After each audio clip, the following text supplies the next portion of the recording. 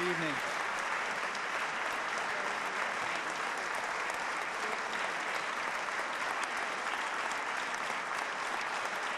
Good evening.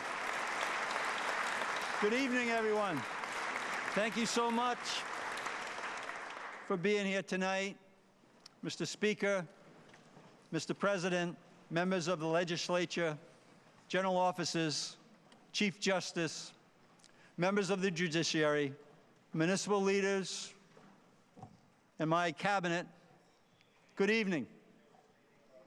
Tonight, I want to speak directly to my fellow Rhode Islanders who share a love for our state, a deep pride in their communities, and a passion for making Rhode Island better every single day. In 2025, I'm asking for your help to accelerate the progress we've made together. I know I talk a lot about teamwork. In fact, I don't think I've ever stood here in this chamber without talking about what it means to be a team and why that matters to the future of our state. Here's what else I know. Rhode Island is a team with a story to tell. It's a story that's full of pride, and it's one we're continuing to write every day. Last year alone, Rhode Island's labor force reached its highest level on record, and we had more jobs in our state than ever before.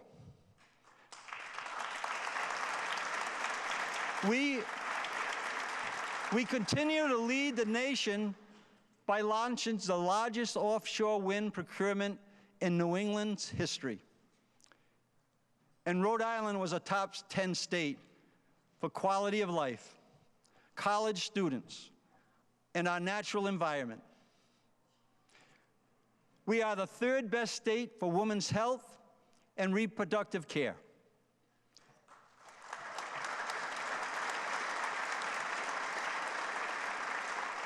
And first in the nation for being safe, welcoming place for our LGBTQ community.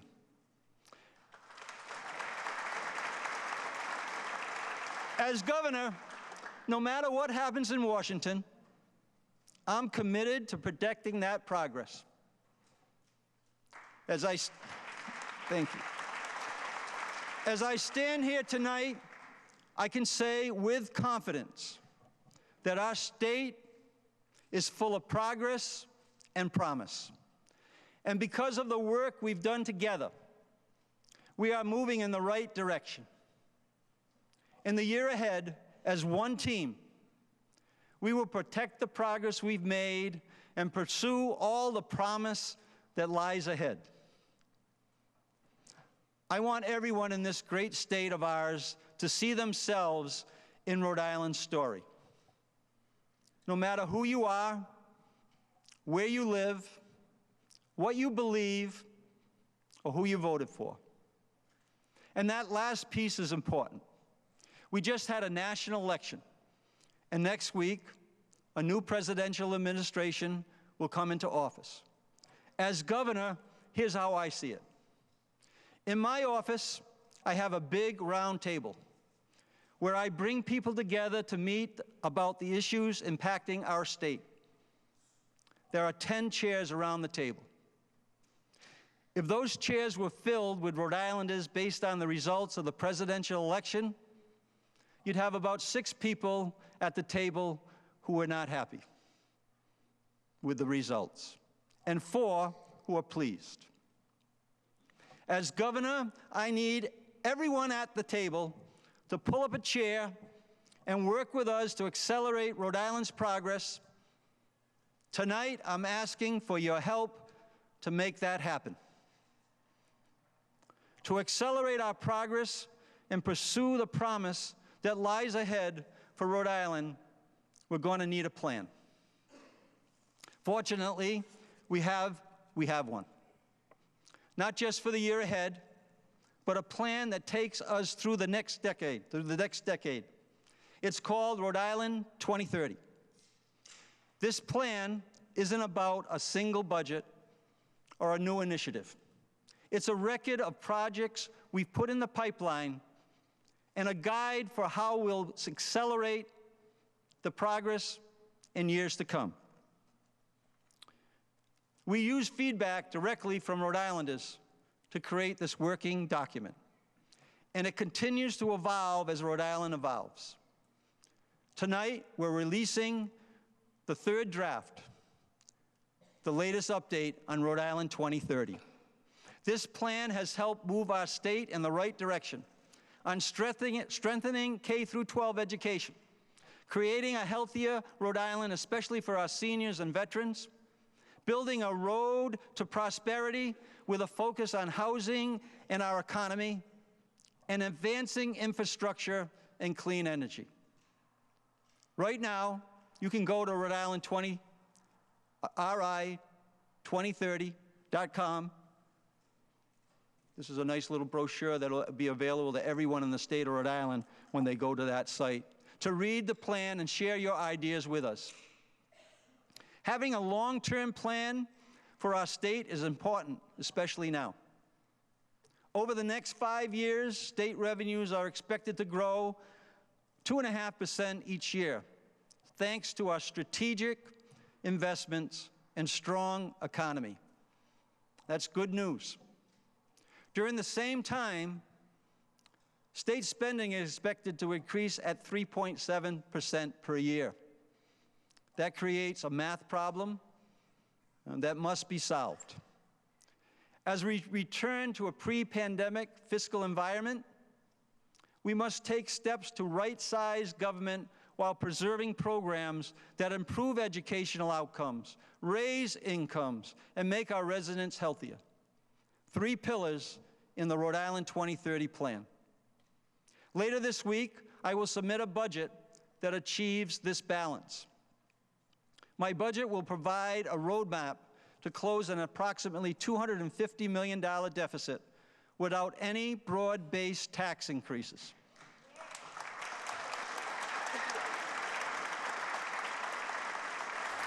This is the 5th budget I'll submit without a single broad-based tax increase. And across these 5 budgets, we've delivered hundreds of millions of dollars in tax relief for Rhode Island families and businesses. This budget will not just protect Rhode Island's progress, it will protect the taxpayers of our state.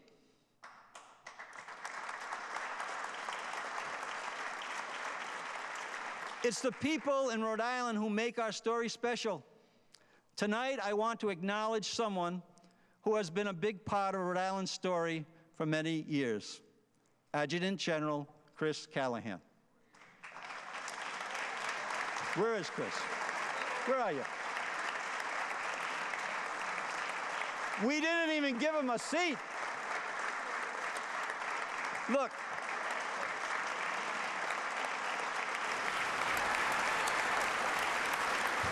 Here.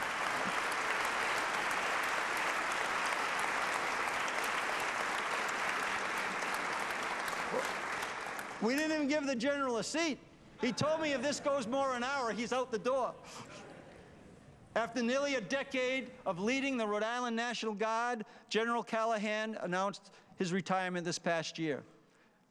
General, your steadfast leadership has helped guide our state through many challenges. But the thing I remember most, besides you jumping through the roof at the Army-Navy game when they had the grow line stand, the thing I remember most about the General's leadership is that you are always there for the men and women you lead. We are forever grateful for your service to our nation and to the people of Rhode Island. General, we truly cannot thank you enough.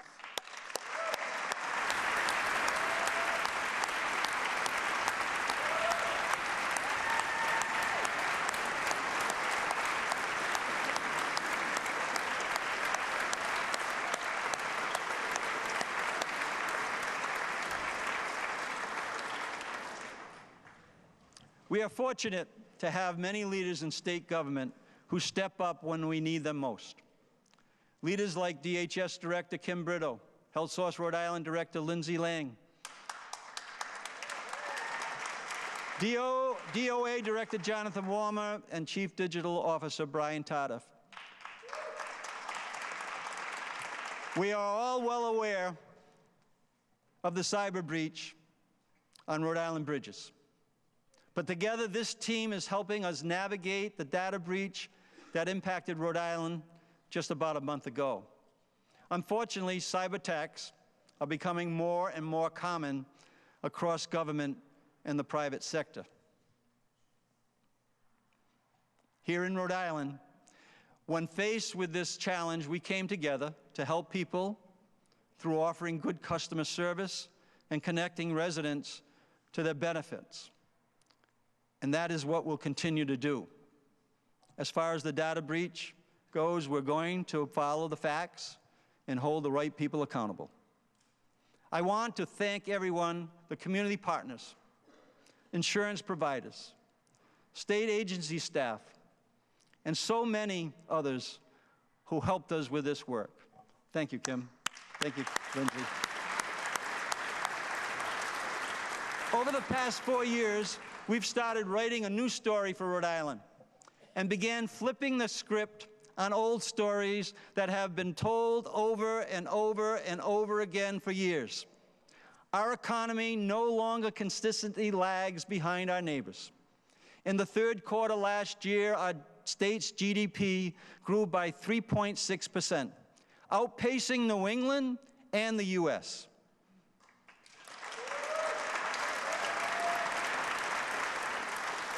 After years of being told we couldn't, Rhode Island is beginning to close the gap with Massachusetts when it comes to education.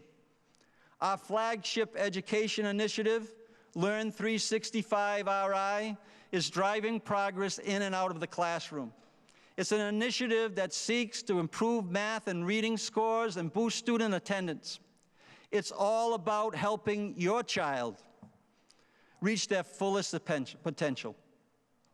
Over the past 3 years, our team of school leaders, teachers, support professionals, and community partners have helped our students reduce the RICAS English language arts gap with Massachusetts by 38%.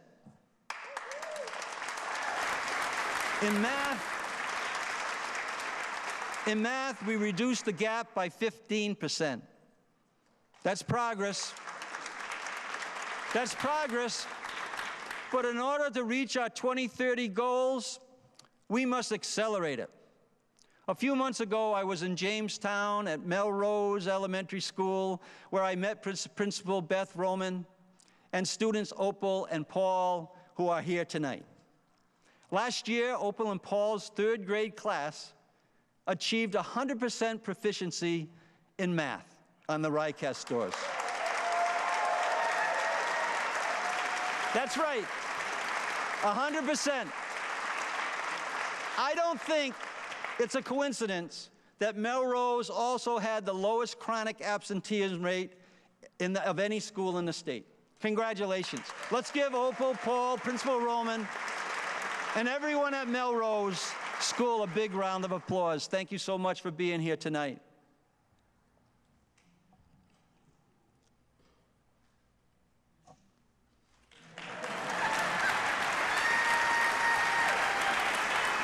Learn 365 RI. Learn 365 RI is having an impact not just in Jamestown, but statewide. Thanks to our nationally recognized Attendance Matters campaign, in 1 year, Rhode Island achieved over 244,000 fewer student absences and added approximately 1.3 million hours of student learning time.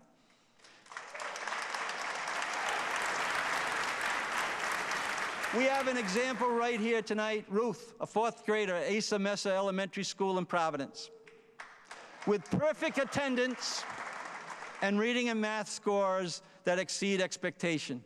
She's here tonight with her principal, Cassandra Henderson. Where are you? Where are you? Stand up. Stand up. Stand up. Thank you. Thank you. Asa Messer is the only elementary school in the state to go from being a 1-star to a 3-star school in 2024. I want to thank the teachers. Yeah, give them a round of applause, especially from Providence. I want to thank the teachers and the students, the families and staff for your commitment to accelerating that progress.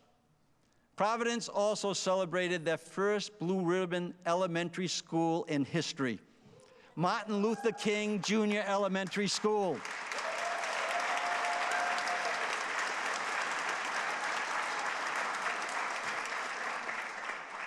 Now I get a little plug here for my town of Cumberland. MLK, along with Garvin Memorial Elementary in Cumberland and Soams Elementary in Barrington, were 3 of only 356 schools selected for this esteemed award out of more than 115,000 schools nationwide.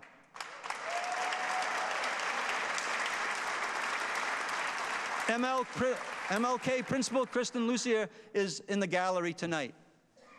And Alexis Lamb, leader of the Providence Parent Advisory Council and mother of an MLK student. I want to thank you both for your commitment to our Providence schools.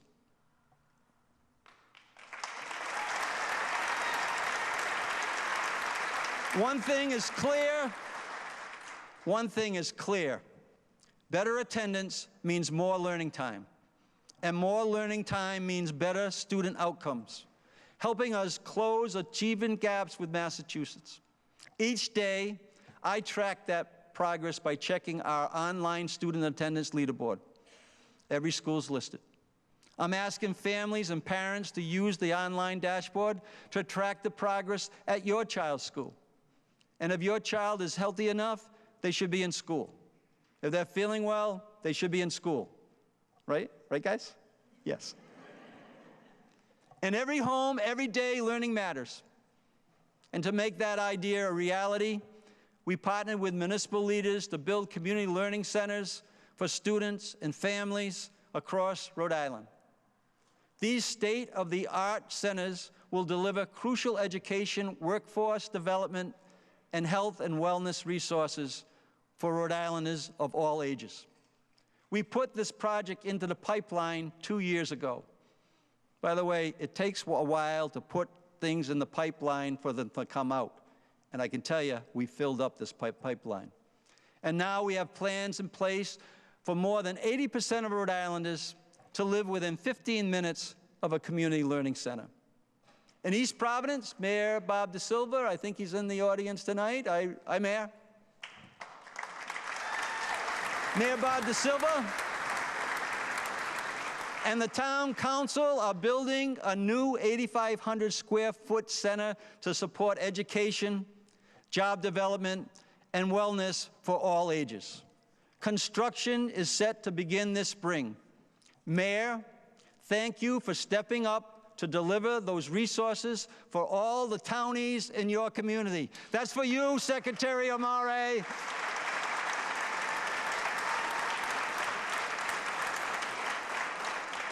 We're not just building learning centers. We're building new schools. The state is in the midst of a historic investment in 21st century school facilities that will enhance learning across Rhode Island. Of the $5.2 billion being invested to build 50 new or improved schools across Rhode Island, the state is contributing more than half, nearly $3 billion, to support our municipalities and the local taxpayers in this effort. The budget I'll submit later this week will increase state aid to local education agencies by approximately $40 million and provide $2.5 million in grants to support our out-of-school learning opportunities for all our students in the state of Rhode Island. Our work in education extends beyond pre-K through 12. We're strengthening our state colleges and universities while also helping get adult learners back on track. And people at home, Thank you for passing the bond that's going to put a life science building at URI and a cybersecurity building at Rhode Island College. In partnership with President Jack Warner, we extended the Hope Scholarship at Rhode Island College, making higher education more accessible and affordable. And it's working. Nearly 640 students have benefited from the Hope Scholarship, including Miguel, who is here with us tonight. Miguel is a junior double majoring in economics and global studies. He's a RIC ambassador, RA, class treasurer. Miguel has a lot on his plate. He qualified for the state's Hope Scholarship, and he says it's a game changer. Now, Miguel is set to graduate with a lot less debt. Let's give him and the Hope Scholarship Program and the General Assembly members who supported the Hope Scholarship Program a big round of applause.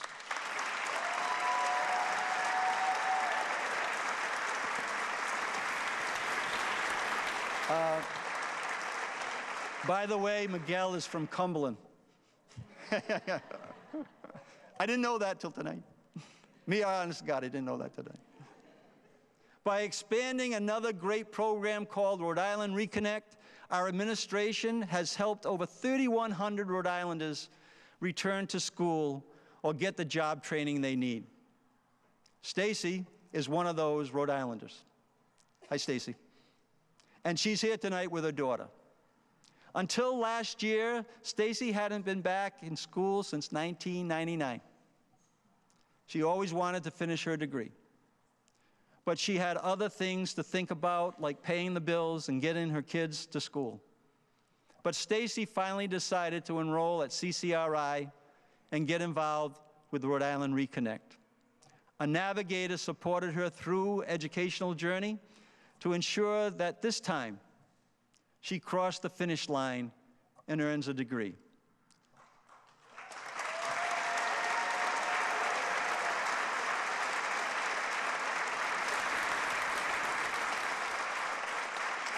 Stacy says Rhode Island Reconnect made her feel like she could accomplish her goals, and now she's well on her way to doing just that. I want to thank Commissioner Shannon Gilkey for bringing that program forward. It is going to help thousands and thousands of people reconnect.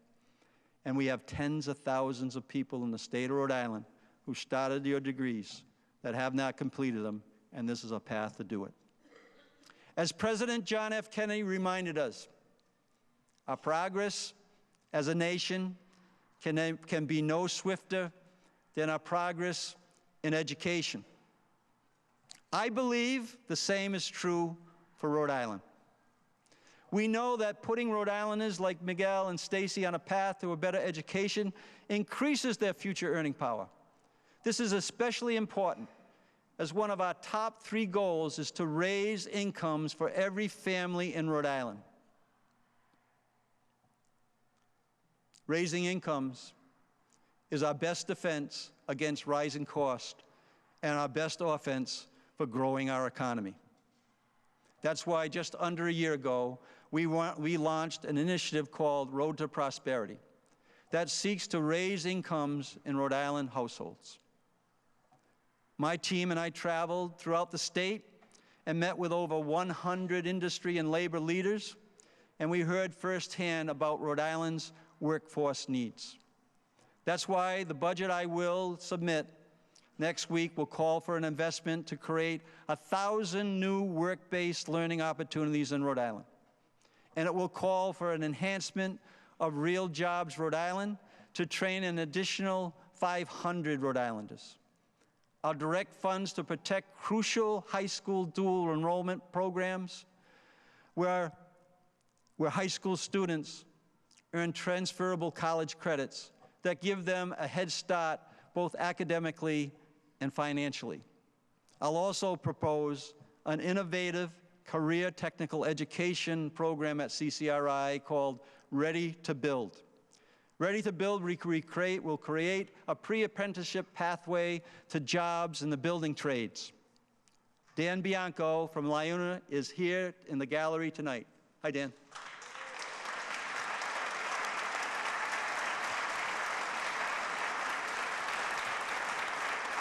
And he'll tell you firsthand that building pre-apprenticeship capacity is essential to raising incomes for so many Rhode Islanders. Together, we're going to continue putting people to work at good-paying jobs on projects that will pay dividends for decades to come. Dan, you can count on that.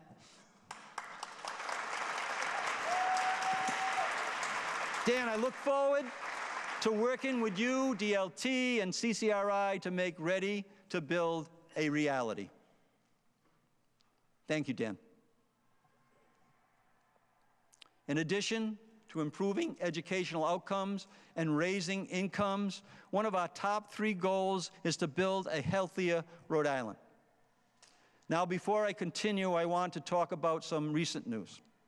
As many of you know, Prospect, the company that owns Our Lady of Fatima Hospital and Roger Williams Medical Center, filed for Chapter 11 bankruptcy over the weekend.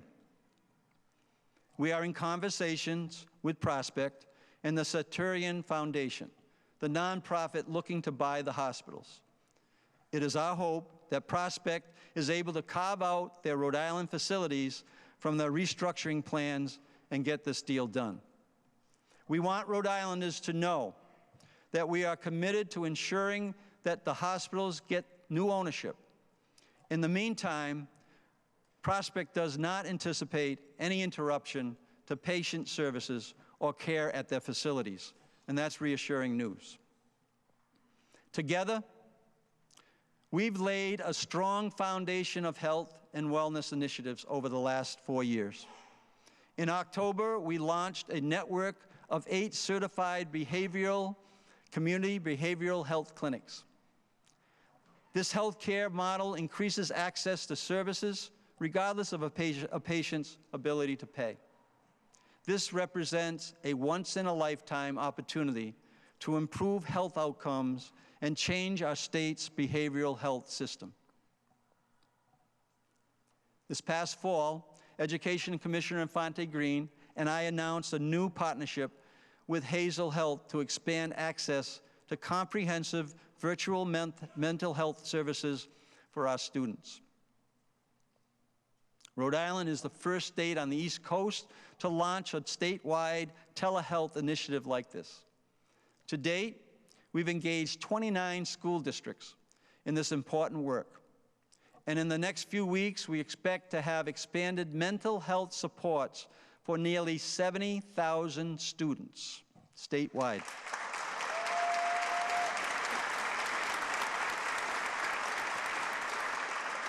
Later this week, the budget I'll submit will continue addressing the national shortage of primary care doctors, including pediatricians, that is impacting Rhode Island. I'll propose a strategic investment to provide further student loan forgiveness for primary care physicians who commit to staying and working in our state. And in this budget, I will once again propose that the Office of Health Insurance Commissioner include primary care providers in the rate review process. This is an important step in creating a competitive primary care job market here in Rhode Island. And I'm asking the General Assembly to partner in with my administration to get it done.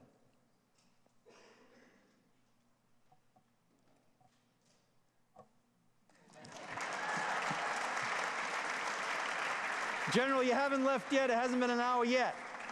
So we got to keep this thing going. Kathy Schultz, the first executive director of my overdose task force, is here tonight.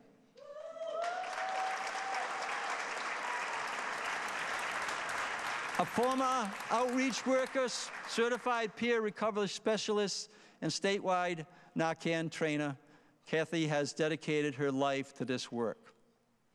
And like Kathy, I know that even one life lost to an opioid overdose is one too many. Our hearts break for each and every person who has lost a loved one to this epidemic. We owe it to Rhode Islanders to do everything possible to prevent additional overdose deaths. And when it comes to that commitment, Rhode Island, again, is moving in the right direction. For the first time in 5 years, Rhode Island saw a decrease in overdose deaths, a decrease of over 7% in 2023. And in the first half of 2024, we saw an 11% decrease compared to the first 6 months of the prior year. I want to take a moment to thank, from the bottom of my heart, the community partners, healthcare workers, and counselors who do this important work every single day.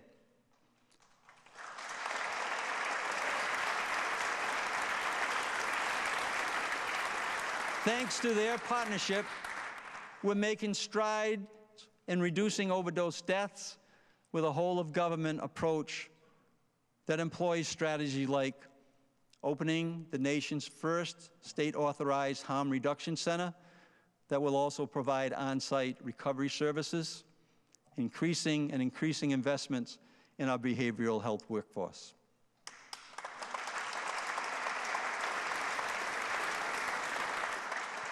Serving Rhode Island's homeless population and reducing the root causes of homelessness are critical efforts. And we need everyone to pull up a chair and participate. The state, our cities and towns, nonprofit providers, and faith-based organizations all across 39 cities and towns. And I want Rhode Island to know there are so many good people doing this work. A few of them are here with us tonight. Michelle from Crossroads is here in the gallery. Yesterday, where's Michelle? Michelle's up here somewhere. Michelle, thank you. President of Crossroads. Yesterday, I was with Michelle to see the progress at 94 Summer Street, which will be the site of 176 permanent supportive apartments for formerly homeless Rhode Islanders later this year. As I said before, we are filling the pipeline, and things are coming out that are going to help achieve our 2030 goals. Crossroads and your leadership, thank you so much.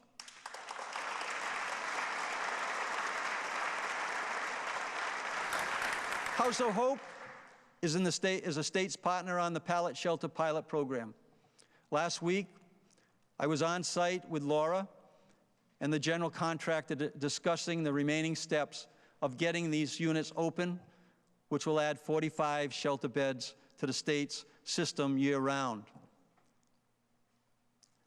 Stacy shared with me, Stacy, you up there? Yeah. Shared with me her vision for that pilot program. I support that vision, and I'm going to do everything we can to make sure that that gets expedited so those pallet shelters are open as soon as possible.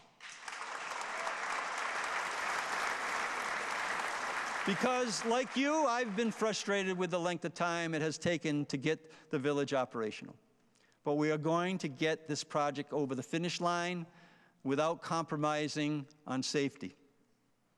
We're also joined today by Russ from Warm Center in Westerly. Russ is up there as well. Thank you, Russ. I have visited this shelter and seen firsthand remarkable work that Russ and his team do. When a cold snap hits, the Warm Center expands its capacity, serving as a pop-up hub in the partnership with the state. This year, we're approaching 1,300 shelter beds financed by the state. This is a 60% increase from the start of my administration, which is encouraging, especially since there are additional beds run by churches and local nonprofits that we do not finance. Our Department of Housing will be launching a public dashboard. I like the dashboards. A public dashboard to track the number of available shelter beds across the state on a nightly basis. That utilization information will help us make smart decisions about funding in the future.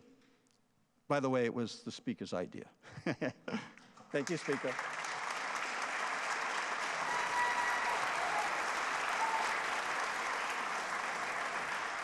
It's important because the pandemic-era funding that allowed our administration to invest over $75 million into this area is ending.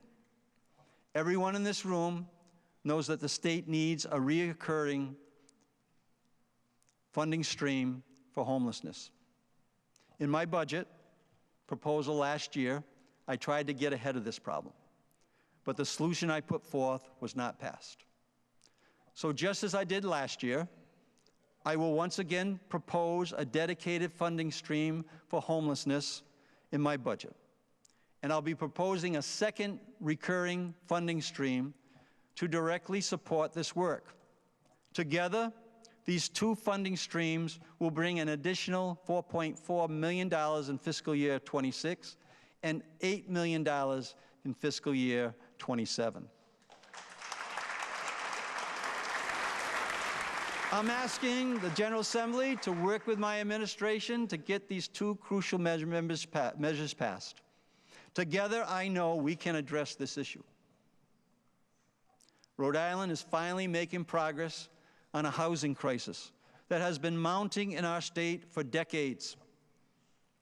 Since 2021, we've worked with the General Assembly to make historic investments to boost housing production. Nearly 6,500 units have been completed, preserved, or in the pipeline, thanks to the support of the state programs and the federal resources. This number represents just one piece of the housing production activity happening in Rhode Island. A few months ago, I was in Portsmouth, attending a groundbreaking for a 54-unit affordable housing development for residents age 55 and up. The town of Portsmouth provided the land for this project at no cost to the developer through a 99-year lease. This strategic partnership helps significantly lower costs. I want to recognize Portsmouth's town administrator, Richard Rayner, and developer Christian Belden from the Church Community Housing Corporation, both of whom are here tonight, for this innovative partnership that the state was proud to invest in.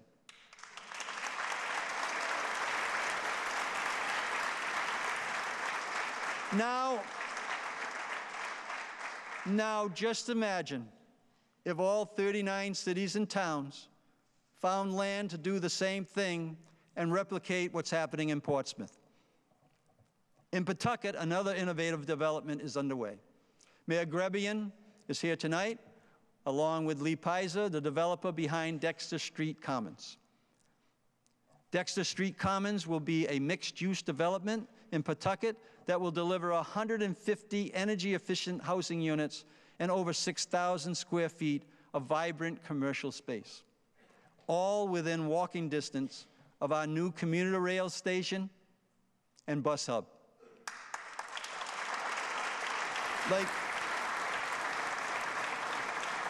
Like never before, housing is being built in every corner of our state. Thanks to the voters for passing our historic $120 million bond last year, we're not taking our foot off the pedal. And with $20 million of that dedicated to home ownership, we'll continue to invest in housing to help families across Rhode Island build generational wealth. Because we know that, on average, the median homeowner has a net worth of around $400,000, compared to just $10,000 for the median renter. That's why homeownership is still the American dream. We want to make that dream reachable for more Rhode Islanders, with a focus on first-time homeownership.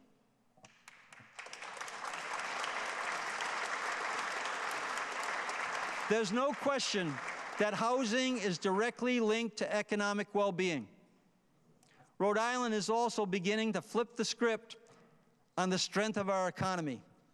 After years of being underdog, our state is now becoming a place of innovation and opportunity. We're attracting and fostering the expansion of companies and emerging industries like the blue economy, life science, and artificial intelligence. And I can tell you that in our discussion with Hasbro, they understand that we are making this progress.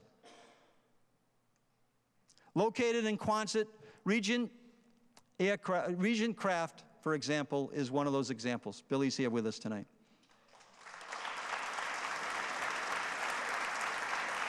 Located in Quonset, Regent manufactures all-electric passenger vehicles that glide above the ocean, a new approach to coastal transportation. Billy, the company's founder, who you just met, is here tonight, and he has a great story to tell.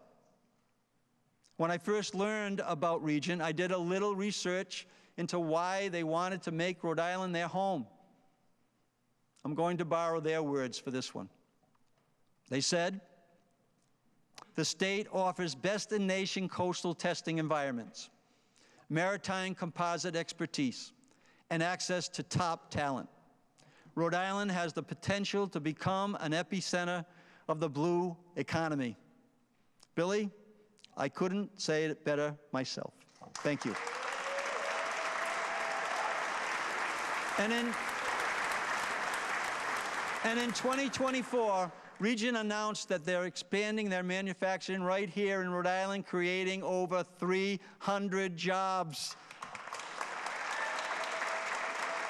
Dan, we're putting people to work. J-O-B-S. J-O-B-S. Jobs. And Regent isn't the only economic success story to tell. Joe Brito is here tonight.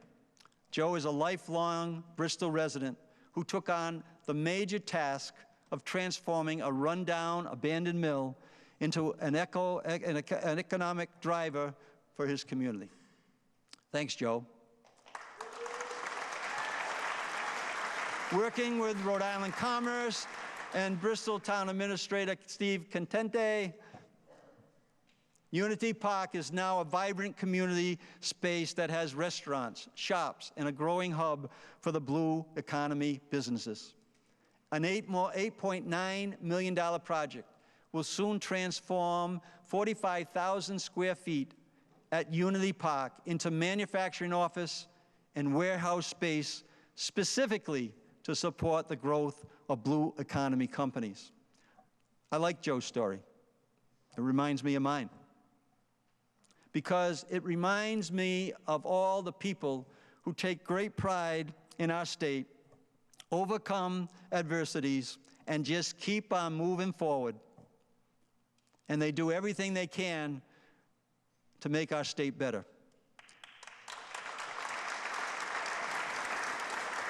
The cornerstone of tenant of the new Blue Economy Hub at Unity Park will be Saab, a company in Cranston that manufactures self-driving undersea vehicles. Saab recently announced their expansion, which will create nearly 50 new jobs with competitive salaries in Bristol. Eric, the president and CEO of Saab, is here with us tonight. Eric is a Roger Williams grad, and I want to thank Eric and Joe for their commitment to the state of Rhode Island.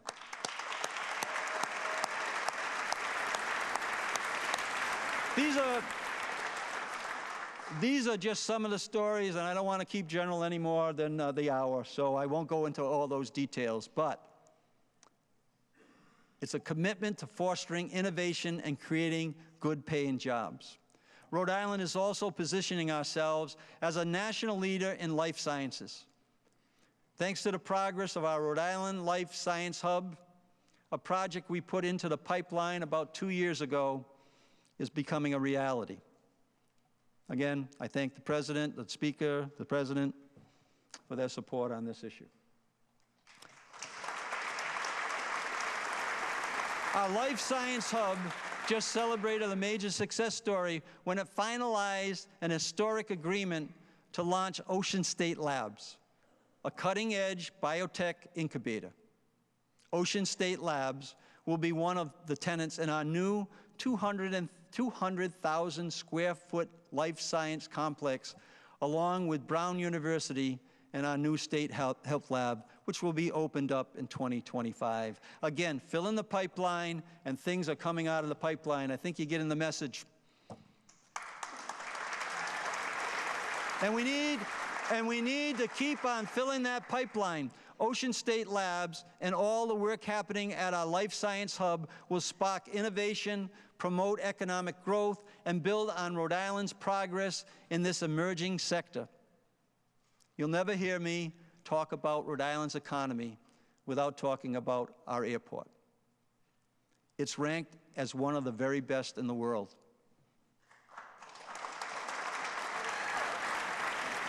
This past year, Rhode Island T.F. Green International Airport had its own significant success story.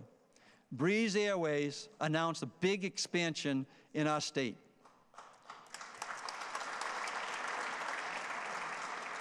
Making it the first hub in airport history and the largest base of operation, and their largest base of operations in the country.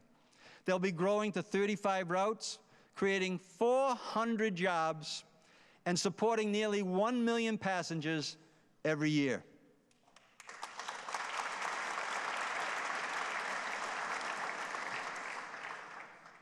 Rhode Island is also proud of the progress we're being made through our signature Minority Business Accelerator program. I don't think it's any secret to anybody who's listening or in the audience that I'm a small business guy, and there's a way to make sure that we support our small businesses and our big companies at the same time. We don't have to choose between the two. We've supported over 1,000 businesses with accounting and bookkeeping, marketing, communications, IT, and legal services. In short, we've certified more than 50 new minority and women-owned businesses to qualify for state contracts, and we're distributing $2 million in direct grants to further support these local businesses.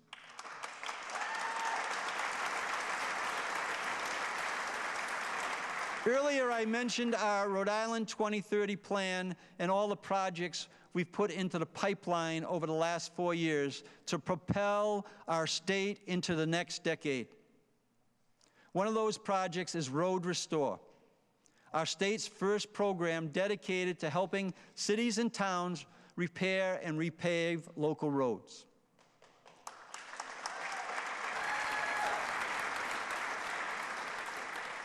As governor, I'm tired of hearing the rankings on our roads and let's do something about it. As a former mayor, I know all too well that 80% of the roads in our state are maintained not at the state level, but at the local level. Yet for far too long, cities and towns lack the resources to maintain them. 2 years ago, we flipped the script on that. Through Rhode Restore, my administration and this General Assembly have supported 1,000 projects locally, improving 673 lane miles of road and 25 miles of sidewalks. And with municipalities matching every $1 the state invests in this program with $2 of their own, we've created a collaborative approach to improving local infrastructure that has resulted in over $100 million of local upgrades so far. $100 million. As a mayor, I can tell you that has never happened collectively in the state of Rhode Island. Right now, you can go online to Rhode Restore dashboard, if you're listening, to see this work happening in your community. In Woonsocket, Mayor Beauchamp is upgrading Highland Corporate Park to attract new businesses. In Warwick, Mayor Picozzi completely repaved Jefferson Boulevard, the city's longest local road. And in East Greenwich, Town Manager Annie Nada repaved the well-traveled Middle Road. Each year, yes, I'd be here all night to give you the 1,000 projects, but you can go online to see what's happening in your community. Each year, this program has resulted in critical road improvements across every city and town, all 39 in the state of Rhode Island. Now let's protect that progress. The budget I'll submit this week will continue Road Restore next year and provide a sustainable funding source to make this program permanent.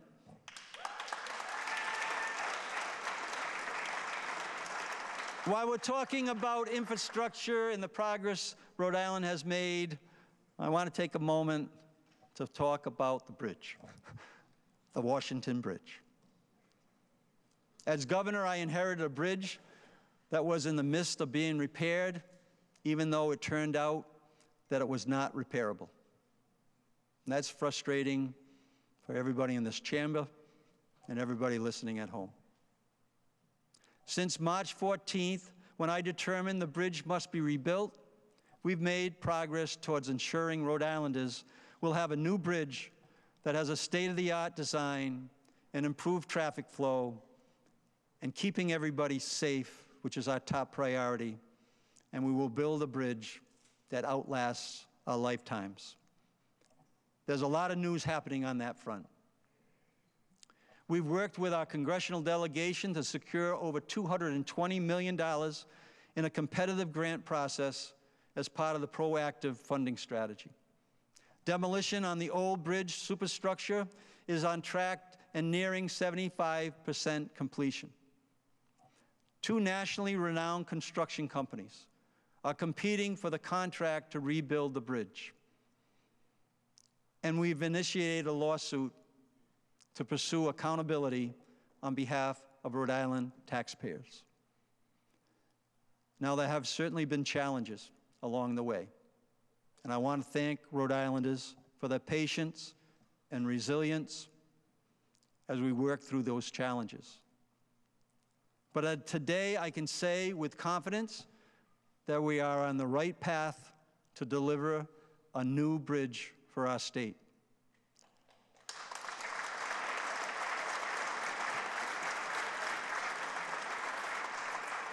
And there's some more good news on infrastructure news from all corners of the state. Last year, the Department of Transportation secured a $251 million federal grant to take on the largest bridge project in Rhode Island history. These 15 bridges run between Providence and Warwick on I-95, a critical corridor that carries nearly 185,000 vehicles daily. We repaved Route 295 for the first time in 20 years.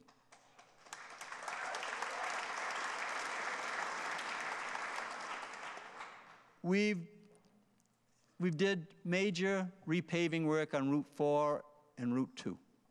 We will begin soon building ramps between I-95 and Route 4 to create direct freeway access to better serve the Quonset Business Park. Again, thanks to our congressional delegation.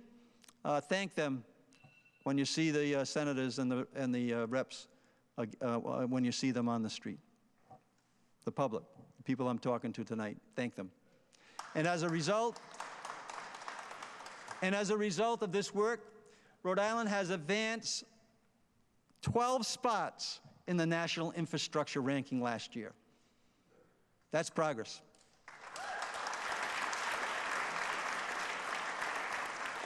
And if we continue to be committed to this work with courageous and patience, progress will accelerate. And speaking of flipping the script, I think we all remember hearing the story how professional soccer would never work in Rhode Island. No one cares about soccer. That's what they said. It will never be a success, they said. Well, we're making professional soccer work in Rhode Island. In fact, it's all that. Tonight,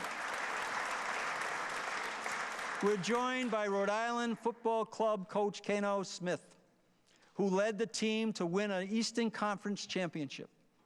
They are the only team in league history to ever make it to the championship in their first season. That's a big deal. Coach? Where's the coach? Oh, you're supposed to be over there. Stand up. Coach, I can tell you,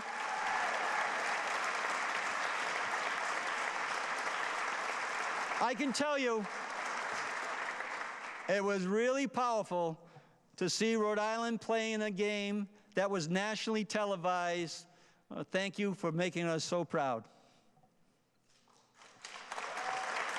Tidewater Stadium is a project that we put into the pipeline over 2 years ago. Now the seats are installed, the turf has been laid, and we're gearing up for the first game at the new stadium on May 3rd. I hope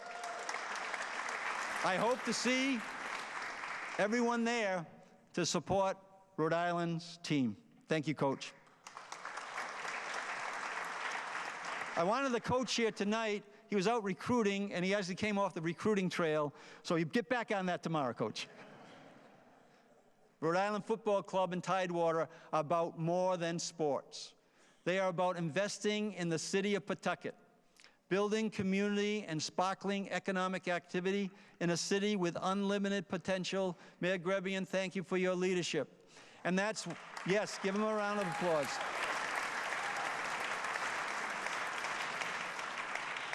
Now you're going too fast. Now I'm going to have to kind of wing this one a little bit. Okay. We had some other big sports wins last year. University of Rhode Island football coach Jim Fleming is here tonight. If you are an alumni, a URI alumni, 60,000 strong, you got to be very proud of the Rams this year.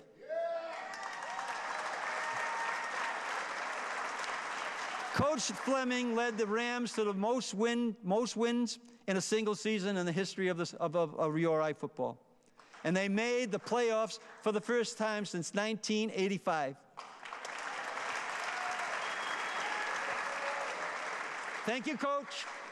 And by the way, it's pretty great that URI, our flagship state university, was ranked the best in New England by the Wall Street Journal.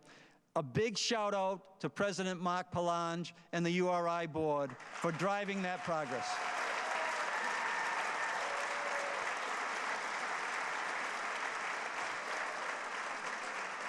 And we'll keep this coaches theme going because they do bring a lot of pride to our communities. I know that because I'm very proud of the work that's done in our communities on our youth programs, and I know many of you have the same experience in your community. Well, we have members of the Cranston Weston Little League softball team here tonight who represented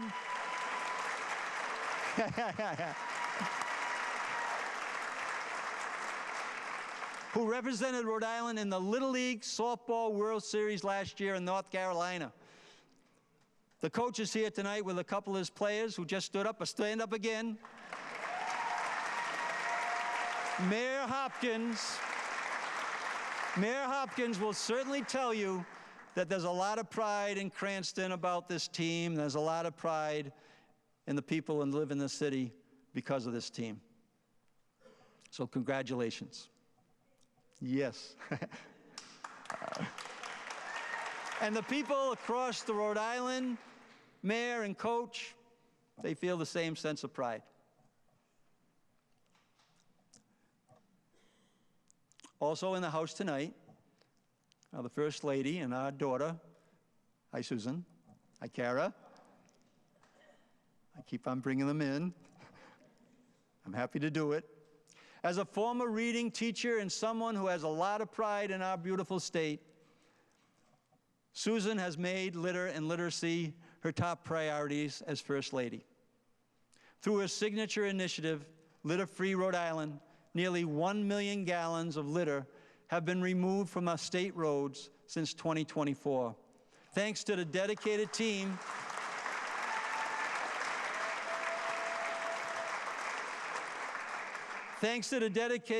at Department of Transportation. They're in the rafters tonight. Tonight, we're joined in the gallery by a couple members of that team.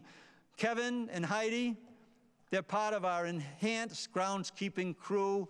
Stand up. Stand up. Thank you.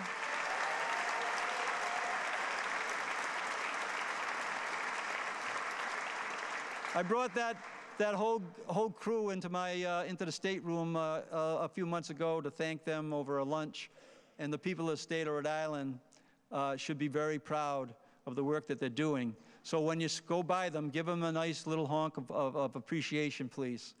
You can track the crew's progress on our official online trash board that shows how much litter we've taken off the streets since this effort was launched. We've also given over $60,000 in micro grants to jumpstart community cleanups across our state. These local cleanups are done entirely by volunteers and have resulted in an additional 6,600 bags of litter that was picked up. Now, the idea of this plan is to have less and less litter out on our streets and deliver more and more color, and we're handing out actually seeds for our state flower, the purple violet. Let's replace the litter with color in our landscape. Help us out. Visit litterfreerhodeisland.ri.gov, litterfreeri.gov, to take our Litter Rhode Island pledge. I want to close on a very important topic. With nearly 50,000 lives lost to gun violence in America every year, gun safety is a crucial public health issue impacting every single state. Over the last 4 years, Rhode Island made important progress in addressing this issue head-on. We're grateful for the partnership of organizations like Moms Demand Action, the Rhode Island Coalition Against Gun Violence, and Everytown. Some of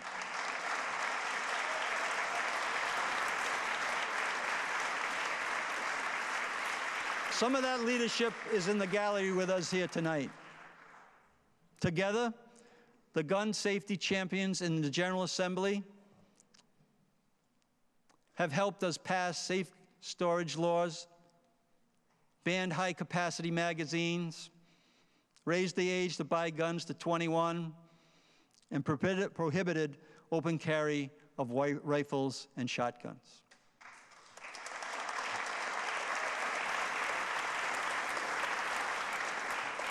That's real progress, but it's not enough.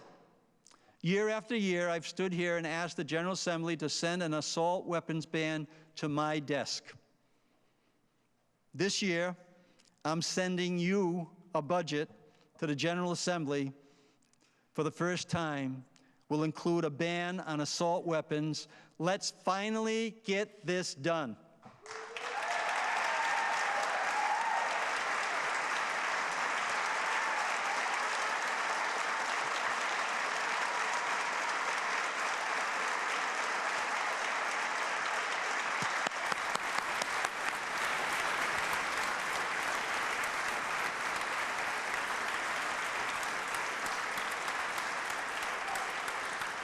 Rhode Island is a team with a story to tell.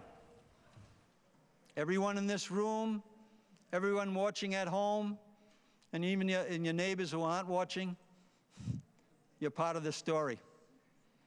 Tonight, I'm asking everyone who loves our state, who shares a deep sense of pride in Rhode Island, to pull up a chair and work with me to help accelerate the progress we've made in the last 4 years.